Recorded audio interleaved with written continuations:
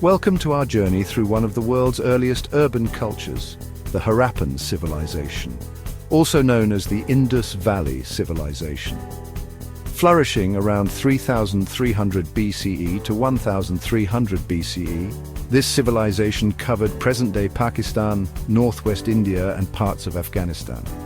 In the fertile plains nourished by the mighty Indus River, these ingenious people crafted a society of remarkable sophistication and scale, leaving behind a legacy shrouded in mystery. Let's dive into some fascinating facts about this ancient society. Imagine a time before the pyramids, before the rise of Rome, a time when the very concept of a city was still in its infancy. Here on the banks of the Indus, the Harappans crafted urban centers of unparalleled complexity. Mohenjo-daro, Harappa, and other major cities were laid out with meticulous precision. Streets intersected at perfect right angles, forming a grid pattern that would become a hallmark of urban planning for millennia to come. This dedication to order wasn't merely aesthetic, it spoke to a people with a deep understanding of urban living. Their cities weren't just places of commerce and trade, but thriving hubs designed for the well-being of their inhabitants. Every civilization leaves its mark, a record etched in stone or painted on scrolls. The Harappans, however, left behind a script that remains stubbornly silent. Thousands of seals, each bearing intricate symbols, have been unearthed from the ruins of their cities. These tiny artifacts, often carved with remarkable artistry, hint at a written language of considerable complexity. Yet, despite the best efforts of scholars, the Indus script remains undeciphered. What stories do these symbols tell? What knowledge did they record? It's a tantalizing puzzle, one that continues to captivate historians and archaeologists alike. The Indus Valley wasn't a civilization confined by its borders. Its people were intrepid traders, their ships laden with goods sailing along coastlines and navigating mighty rivers. The reach of their commercial enterprises is breathtaking. Evidence suggests trade networks stretching across vast distances, connecting the Indus Valley with the civilizations of Mesopotamia and beyond. Imagine the bustling wharves of Lothal, a Harappan port city, where ships would arrive laden with treasures from distant lands.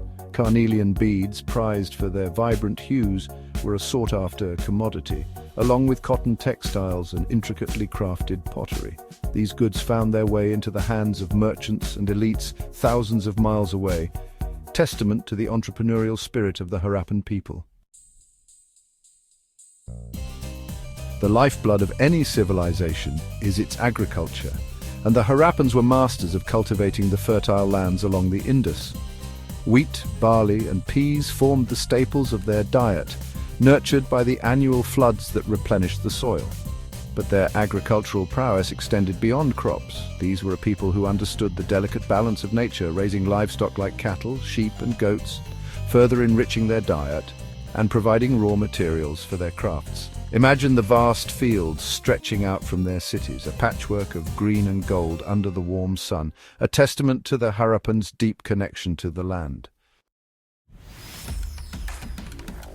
To truly understand a civilization, one must look beyond its grand structures and delve into the world of its art. The Harappans, though shrouded in mystery, were undoubtedly a people who appreciated beauty and expressed it through their craftsmanship.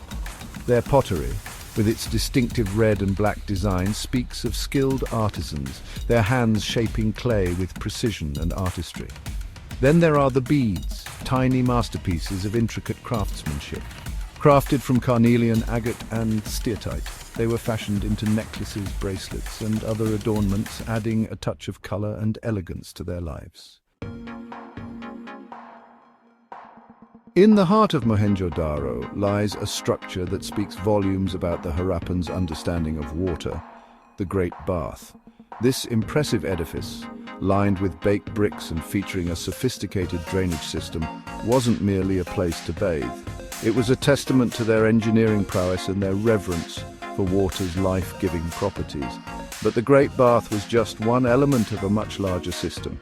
Throughout their cities we find evidence of wells, drains, and even toilets, all connected by an intricate network of covered sewage lines. These were people who understood the importance of sanitation and hygiene centuries ahead of their time. Chapter 7. The Twilight of a Civilization Unraveling, the Mystery of Decline. The Harappan civilization, like all civilizations, eventually met its end. But unlike the dramatic collapse of some empires, the decline of the Harappans is a story shrouded in mystery. Was it a sudden cataclysmic event or a slow unraveling over generations? The theories abound. Some point to climate change, others to shifts in the course of the mighty Indus River, which could have devastated their agriculture. It's a puzzle that continues to fascinate and frustrate archaeologists. We may never know for sure what led to the decline of this great civilization, but the search for answers provides a valuable window into the challenges faced by ancient societies. Chapter 8. The Peaceful Cities, an Anomaly in Antiquity. Warfare, it seems, is an unfortunate constant throughout human history. Yet the Harappan civilization presents us with a curious anomaly. Despite their size and sophistication, archaeologists have found scant evidence of large-scale warfare. No massive fortifications encircle their cities, no arsenals filled with weapons, no mass graves hinting at bloody conflicts. This absence of militarism is remarkable and sets the Harappans apart from many of their contemporaries. Were they a truly peaceful people? Did they develop sophisticated methods of conflict resolution? It's a question that continues to intrigue scholars. Chapter 9. A Society of Equals, the Enigma of Social Structure. In many ancient civilizations, the divide between rulers and the ruled is starkly evident in their architecture and burial practices. Grand palaces stand as testaments to the power of kings, while elaborate tombs house the remains of the elite. The Harappan civilization, however, presents us with a very different picture. Excavations have revealed no opulent palaces or monumental tombs. Dwellings, while varying in size, suggest a more egalitarian society, one where the gap between rich and poor was perhaps not as pronounced as in other civilizations. This lack of ostentatious displays of power raises intriguing questions about their social structure. The Harappan civilization wasn't just defined by its impressive cities. It was a complex tapestry of settlements, ranging from bustling urban centers to smaller towns and villages scattered across the fertile plains. This network of interconnected communities was vital to their success. The villages, with their focus on agriculture, provided the food surplus that sustained the cities. In turn, the cities served as centers of trade and craftsmanship, their goods flowing back to the villages. This interdependence highlights the sophisticated organization of Harappan society. Religion played a central role in the lives of most ancient civilizations. Temples, often grand and imposing structures, dominated their cityscapes, serving as centers of worship and sacrifice. Yet in the ruins of Harappan cities, archaeologists have found no such monumental temples. This absence of grand religious structures has led to much speculation about the nature of Harappan beliefs. Did they worship in simpler, less ostentatious structures? Were their deities more closely tied to nature? It's a puzzle that continues to baffle scholars. Who ruled the Harappan civilization? Was it a single powerful king, a council of elders, or perhaps a more collective form of governance? The absence of grand palaces and the lack of any clear depictions of rulers in their art makes it difficult to say for sure. Some scholars speculate that the Harappans may have had a more decentralized form of government with power shared among different groups or cities.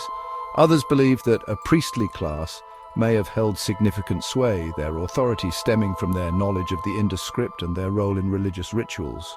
The question of who ruled the Harappans remains one of the most enduring mysteries of this fascinating civilization. The Harappan civilization may have vanished from the earth millennia ago, leaving behind only tantalizing fragments of its existence. Yet the sheer scale of their cities, the ingenuity of their urban planning, and the artistry of their crafts continue to inspire awe and wonder. The mystery of their script, the enigma of their decline, and the peaceful nature of their society only add to their allure. They remind us that our understanding of the past is always evolving, and there is much we can still learn from these ancient cultures. Thank you for joining us on this journey through history.